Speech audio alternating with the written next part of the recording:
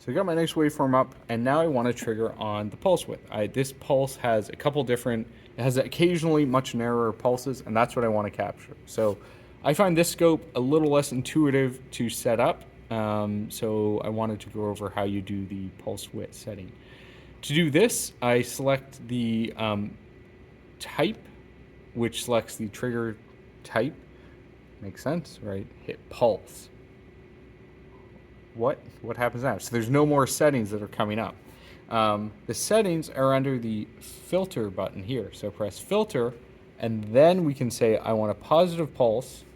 Make sure the level is set correctly, right? Because we need to set what our level is for the pulse measurement. Set the comparison.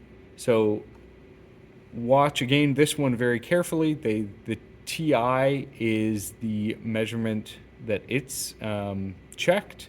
So whatever the measurement of the pulse width is TI is smaller than some value I'm going to set of T. So it does show it in here, right? It's a smaller pulse. So we want a smaller pulse, so select this option.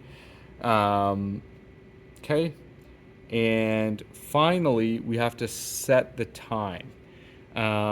So this guy, you can either adjust a somewhat insane way of adjusting like this, because if it's far off, it takes quite a while to adjust, I find.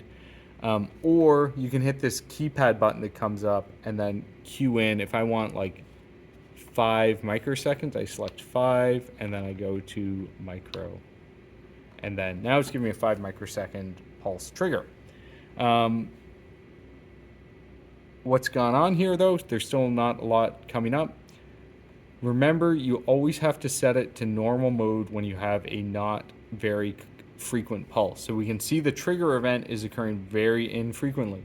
So make sure you set it to normal mode. On this scope, normal mode is when this goes red, auto mode is when it's off. So again, not super obvious to me, but if we set that up, we can now see, and we can move our horizontal position around a bit.